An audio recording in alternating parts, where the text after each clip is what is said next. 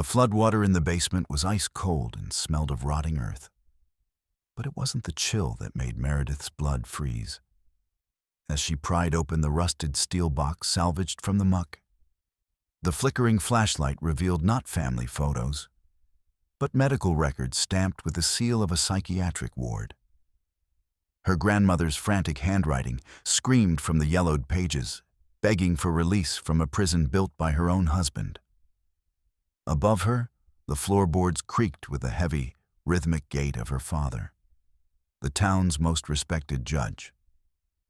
He stood at the top of the stairs, a silhouette against the kitchen light, his voice dropping to a low, dangerous velvet. "Some things are buried for a reason, Meredith," he said, the sound of a match striking echoing in the sudden silence. "Put the lid back on, or you'll find out exactly how much this family is willing to sacrifice to keep its secrets." The fluorescent light above the school counselor's desk flickered, casting jagged shadows across the students' clenched fists. Meredith Calloway watched the boy's knuckles whiten around the edge of the chair, his breath coming in short, uneven bursts. The scent of stale coffee and industrial cleaner clung to the air, thick enough to taste. She kept her hands folded on the desk, fingers pressing into the wood grain until the edges bit into her skin. "You don't have to say anything," she said, voice low. "But if you don't, I can't help." The boy's jaw worked, his Adam's apple bobbing. A bead of sweat traced the line of his temple, disappearing into the collar of his oversized hoodie. The clock on the wall ticked too loud, each second stretching like a rubber band about to snap. "They'll just—" His voice cracked. He swallowed hard, then tried again. "They'll say I'm lying." Meredith didn't move, didn't nod, didn't offer empty reassurances. She let the silence hang, heavy and deliberate, until the boy's shoulders slumped forward, his resistance unraveling like a frayed thread. The intercom buzzed. A secretary's voice, too cheerful for this room, announced the next appointment. The boy flinched, his fingers twitching toward the door. Meredith didn't look away. "You can stay," she said, "or you can go. But if you walk out now, you're choosing to carry this alone." His exhale was shaky, his breath fogging the glass of the framed diploma on her wall. For a second, she thought he'd bolt. Then his shoulders hitched, once, twice, soundless sobs that shook his entire frame. She reached for the box of tissues, her movements slow, deliberate. The boy didn't take one. Instead, he pressed the heels of his hands into his eyes, as if he could physically push the tears back in. The intercom buzzed again. The secretary's voice, sharper now. "Ms. Calloway, your 3 o'clock is here." Meredith ignored it. The boy's fingers trembled against his face, his breath hitching in uneven gasps. She waited. The clock ticked. The boy broke. When the session finally ended, the silence that rushed back into the office felt heavier than the boy's grief. Meredith remained in her chair long after the door clicked shut. Her own reflection in the window was a blur of muted grays and sharp angles. At 43, she carried the weight of Athens, Georgia, in the set of her jaw. The town was a humid pressure cooker of tradition and secrets, much like the house she shared with a husband who had become a polite stranger. Rain began to drum against the glass, a rhythmic, insistent thrumming that signaled the coming storm. It wasn't just a shower. The sky had turned a bruised purple, the kind of hue that preceded the flash floods common to the low-lying areas of the county. Meredith gathered her things, her movements mechanical. She thought of her daughter, Emily, likely sitting in her room with the door locked, music loud enough to vibrate the floorboards. The distance between them was a physical ache, a chasm built on years of Meredith's own emotional withdrawal. The drive home was a blur of splashing tires and gray mist. Athens felt claustrophobic today. the oak trees dripping with Spanish moss like weeping hair. When she pulled into the driveway of the old Calloway estate, the Victorian structure looked more like a tomb than a home.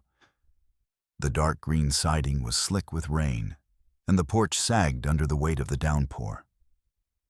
Inside, the air smelled of floor wax and old wood. She headed straight for the kitchen, but a sound from below stopped her. A rhythmic gurgle splash, the basement.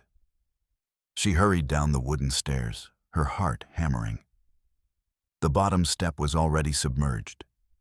Murky brown water swirled around the furnace, carrying bits of debris and old newspapers.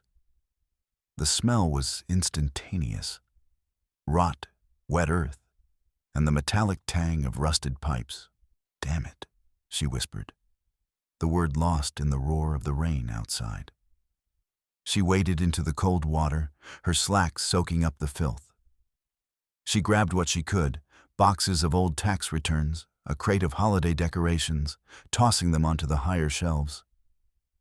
Her hands brushed against something hard and cold beneath the surface near the back wall. She reached down, her fingers closing around a metal handle. With a grunt, she hauled a heavy steel box out of the rising tide. It was covered in a layer of grime, the lock rusted but intact. Her mother's initials were etched into the lid. E.C. Meredith carried the box upstairs, leaving a trail of muddy footprints on the hardwood. In the light of the kitchen, the box looked ominous. She found a screwdriver in a junk drawer and pried at the latch. It gave way with a sharp, metallic snap that echoed through the empty house. Inside were not the mementos she expected. There were no lockets or pressed flowers. Instead, she found thick manila folders and sheaves of onion skin paper. She pulled out the top document. It was a medical chart from a facility she recognized only from whispers. The State Psychiatric Hospital. Her breath caught. The name on the file was her grandmother's. Diagnosis: hysterical psychosis. Treatment: insulin shock therapy. Committal requested by James Calloway, Sr. Meredith's fingers trembled so violently the paper rattled. She dug deeper, finding letters hidden between the charts. Her grandmother's handwriting was frantic, looping across the pages in a desperate plea for release. "James, please. I am not sick. I only spoke the truth about the land. Don't leave me here in the dark." The front door slammed. Meredith flinched, nearly dropping the file. Heavy, measured footsteps moved toward the study. Her father. James Calloway walked into the kitchen, his presence filling the room with the scent of expensive tobacco and rain. He stopped, his gaze falling on the open box and the papers spread across the table.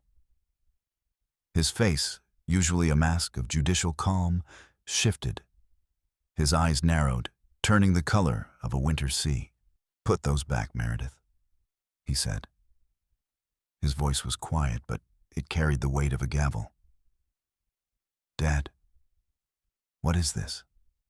she asked, her voice cracking. "Grandmother wasn't sick. She was... You put her away." James walked to the table, his movements slow and predatory. He didn't answer. Instead, he reached out and gripped the edge of the folders. "You have no idea what you're looking at. You're digging up bones that were meant to stay buried for a reason." "She was begging for help," Meredith shouted, a rare burst of volume that seemed to startle even the shadows in the room. In one swift motion, James yanked the papers from her hands. The sound of tearing parchment was a dry, skeletal crunch. He turned and strode toward the fireplace in the study, Meredith stumbling after him. "Stop! Dad, stop!" He didn't listen. He threw the folder into the grate, where a small fire was already struggling against the damp. The orange flames licked at the yellowed edges, turning her grandmother's desperate words into curling black ash. The smell of burning ink and old secrets filled the air. It's for the best, James said, staring into the fire. For the family. For you. Meredith watched the smoke rise, a hollow feeling opening in her chest. She looked at her father, the man who had dictated the morality of this town for 40 years, and saw a stranger. The myth of the Calloway perfection wasn't just cracking, it was shattering. The next morning, the school felt like a different world, though the same fluorescent lights hummed overhead. Meredith sat in her office, the image of the burning letters seared into her mind. She felt a profound sense of failure, not just as a daughter, but as a counselor. How could she guide these children through their traumas when she was a prisoner of her own? There was a knock on the door. It was Jake Harris, a quiet senior with a talent for poetry and a father who expected a star athlete. He looked worse than usual. His eyes were bloodshot, his skin the color of wet ash. "Ms. Calloway?" he whispered. "Jake, come in. Sit." He didn't sit. He stood in the center of the room, his hands shaking. "I can't do it anymore. The pressure, it's like I'm drowning. My dad says if I don't get the scholarship, I'm nothing. He says I'm a disappointment." Meredith looked at him, and for a moment, she didn't see Jake. She saw her grandmother. She saw the letters. She saw the system of silence that demanded excellence at the cost of the soul. "You are not a disappointment, Jake," she said, her voice more firm than she felt. "Your value isn't tied to a trophy." He looked at her, and for a split second, she saw a flicker of hope. But then his phone buzzed, a text from his father, no doubt, and the light went out. He turned and bolted from the room before she could say another word. The rest of the day was a blur of administrative meetings and half-hearted sessions. Meredith's mind was elsewhere. She kept thinking about the box. She had managed to snag one small bundle of papers before her father destroyed the rest. A set of letters addressed to an aunt she hadn't seen in 20 years. Aunt Sarah, the black sheep who had been quietly excised from the family tree. She found the address in a town 2 hours away, a place that didn't appear on the glossy maps of Georgia's historic districts. It was a trailer park on the edge of a swamp, where the air was thick with the smell of stagnant water and wood smoke. Sarah's trailer was a faded blue, the porch steps rotting. When the door opened, Meredith saw a woman who looked like a ghost of herself. Sarah was thin, her hair a wild mane of gray, but her eyes, the Calloway green, were sharp. "I wondered when you'd show up," Sarah said, leaning against the doorframe. "I smelled the smoke from Athens all the way here." "You knew?" Meredith asked, stepping inside. The trailer was cramped, filled with books and cats. "I knew they'd try to burn it eventually. James couldn't have the truth out there. Not while he's still playing King of the Hill." Sarah sat at a small laminate table and lit a cigarette. "Your grandmother knew about the fraud, the way the Calloways took the land from the families in the valley. She was going to go to the papers. So they made her unstable. It's the family way, Meredith. If a branch doesn't grow the way they want, they prune it." Meredith sat across from her, the weight of the revelation pressing down on her lungs. "I've spent my whole life trying to be the perfect branch. And look at you," Sarah said, gesturing to Meredith's trembling hands. "You're breaking, just like the rest of us." The drive back to Athens was a descent into darkness. The rain had returned, a relentless deluge that turned the roads into rivers. As she entered the city limits, her phone began to scream in the cup holder. It was the school principal. "Meredith, where are you? It's Jake Harris. He took a bottle of his mother's pills in the locker room. They've got him at the county hospital. It doesn't look good." The world tilted. Meredith pulled a hard U-turn, her tires hydroplaning for a terrifying second before catching. The hospital was a fortress of sterile white light and the smell of antiseptic. She ran through the lobby, her heels clicking like gunfire on the tile. She found Jake's parents in the waiting room. His father was pacing, his face a mask of fury rather than grief. How could he do this? To us? After everything we've given him? Meredith stopped in front of him. The anger she had been suppressing for years, against her father, against the town, against herself, boiled over. He didn't do this to you, she said, her voice low and dangerous. He did this because of you, because you wouldn't let him breathe. You wanted a statue and you got a corpse. The father recoiled as if she'd slapped him. Meredith didn't wait for a response. She pushed through the double doors toward the ICU, her heart a drum in her ears. Jake was a pale shadow amidst a forest of tubes and monitors. She sat by his bed, taking his limp hand. It was cold. She stayed there for hours, the rhythmic beep of the heart monitor the only sound in the room.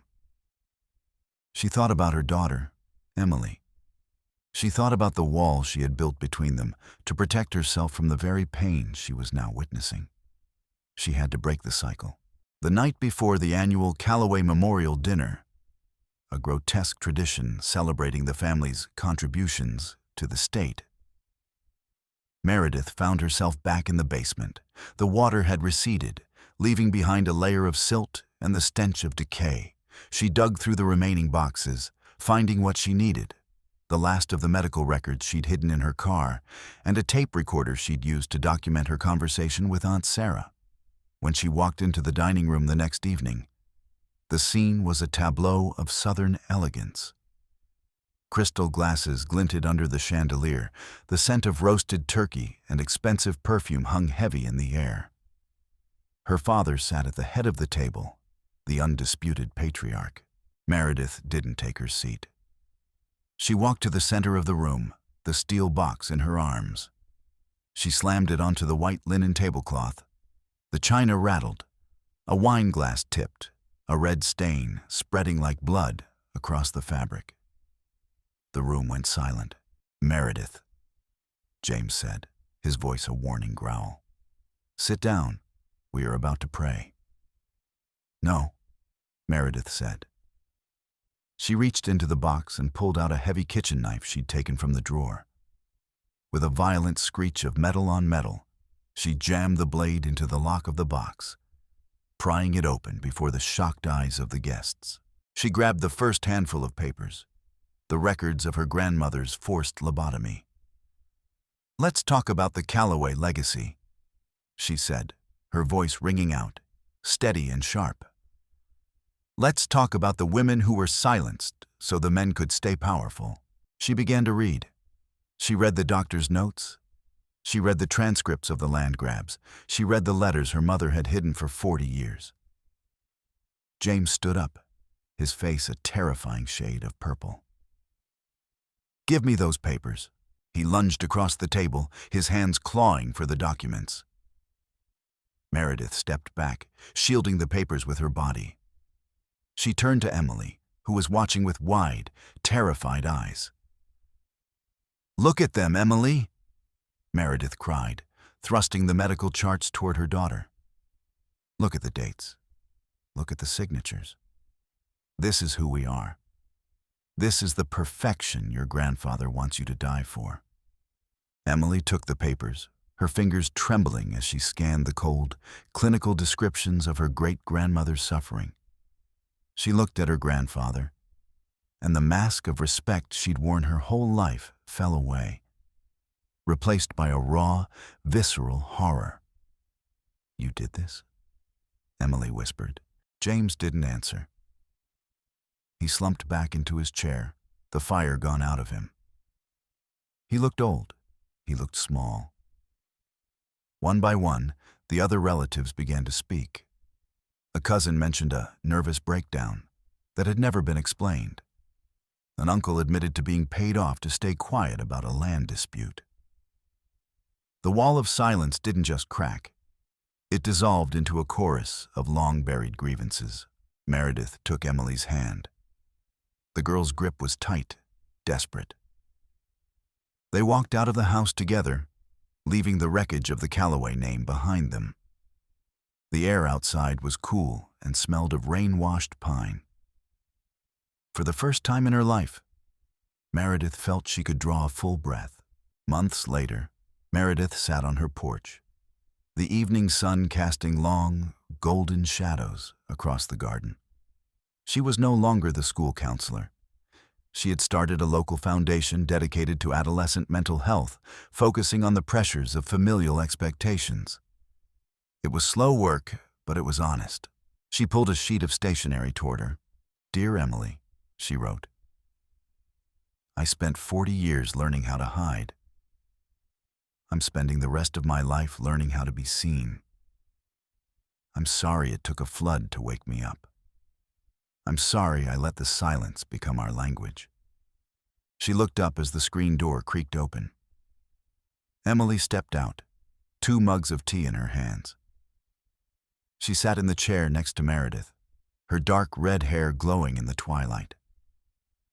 They didn't speak for a long time, but the silence between them was different now. It wasn't a wall. It was a bridge. Meredith picked up her pen and continued to write, the words flowing onto the paper like a river that had finally found its way to the sea. The old metal box sat in the corner of the porch, now filled with Emily's drawings and Meredith's journals. A new kind of history, written in the light of the truth.